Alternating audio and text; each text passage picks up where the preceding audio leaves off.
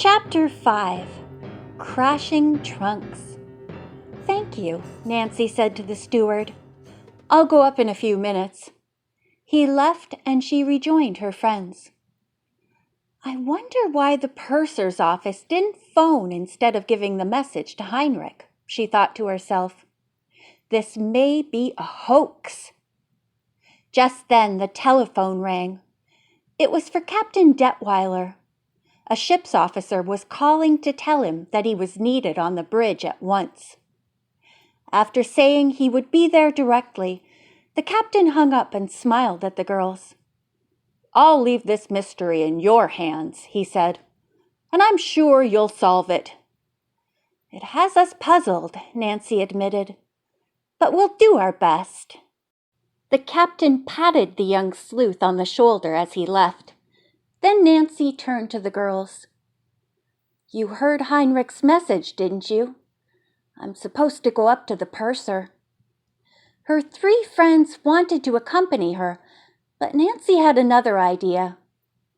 "This might be a ruse to get us all out of the cabin," she said.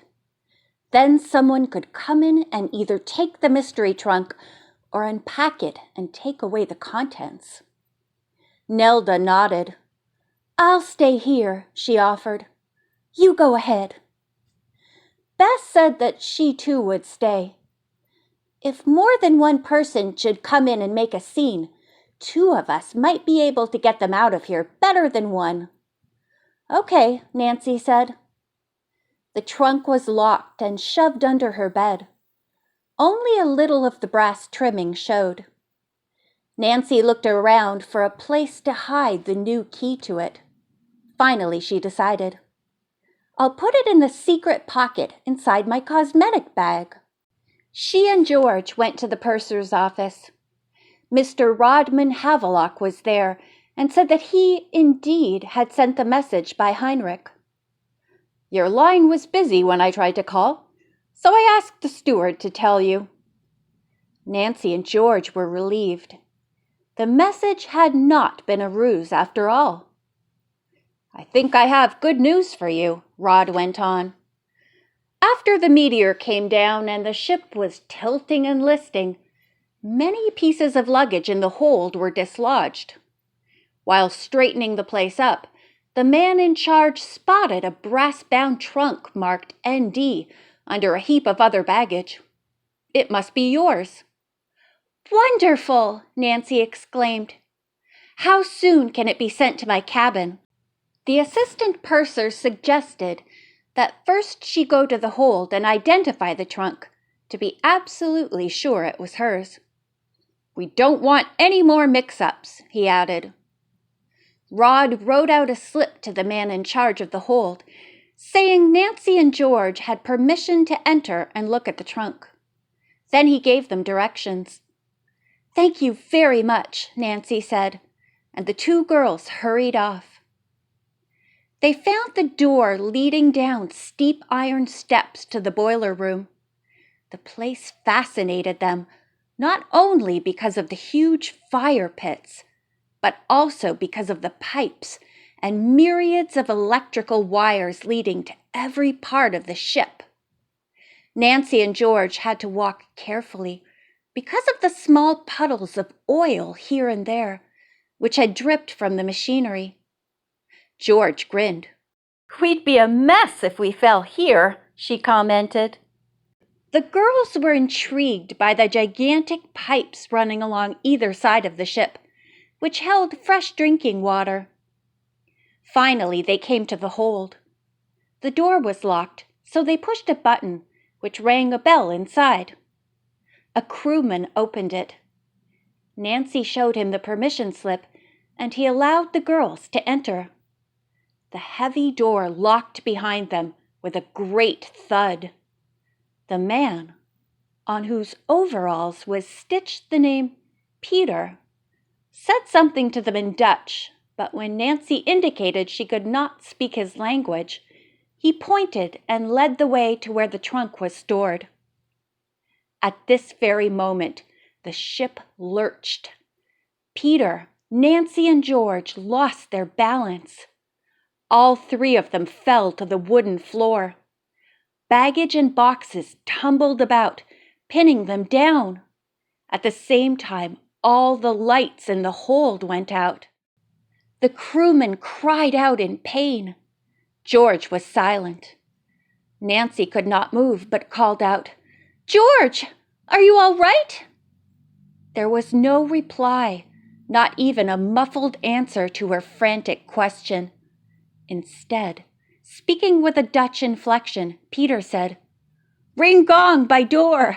In the blackness, Nancy pushed away an enormous box and struggled to her feet.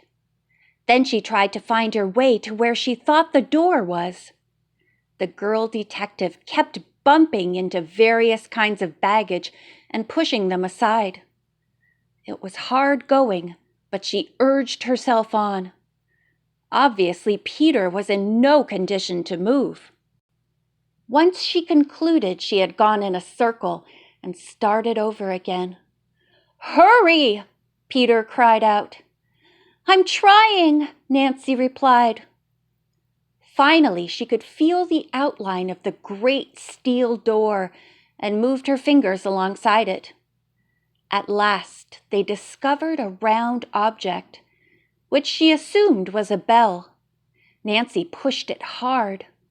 A loud gong began to ring in the corridor outside. Within minutes, there was a knock on the door. "What's the matter?" boomed a man's deep voice. "Are you having trouble in there?" Nancy put her face against the door jamb and shouted, "We're locked in, and 2 people are hurt. Please let us out."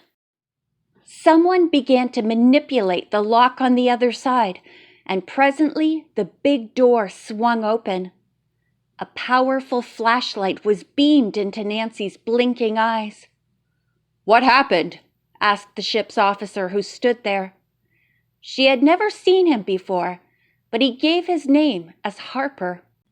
"There was this big lurch," Nancy said, "and the lights went out in the hold. My friend and I were in here with Peter to look for my trunk when we were all thrown down. I think Peter is hurt, and my friend may be too." Mr. Harper beamed his flashlight all around. In a moment, it picked up Peter's prostrate form. He was lying face down with a heavy crate on top of him, and he was moaning in pain. The officer hurried over to the stricken figure. "Come on," he said. "Help me get this crate off him." With great effort, he and Nancy lifted the crate from the man and helped him stand up. He was able to walk around and move his arms, but said his head hurt. Mr. Harper told him to take several deep breaths, and Peter did so without showing any discomfort. Apparently, he had not injured his ribs. "You're lucky nothing seems to be broken," the officer said to him. Nancy spoke. "Please come and help me find my friend. She must be unconscious." All three made their way to George's side. Her eyes were closed, and she did not move, but there was no luggage lying on her. "She might have hit her head," Mr. Harper said. "We must have her taken to the infirmary. She needs attention right away." While Nancy stayed with George, Mr. Harper stepped into the corridor and used a wall telephone. He called the infirmary and suggested that a doctor come at once and that orderlies bring a stretcher to take a patient upstairs. Nancy had been rubbing George's wrists and the back of her neck, trying to restore her consciousness, but there was no response from her friend. "Oh, George, please wake up!" Nancy pleaded and rubbed harder. George did not stir. An icy fear crept up Nancy's spine, and her heart began to beat wildly. Suppose George's injuries had been fatal. End of chapter 5.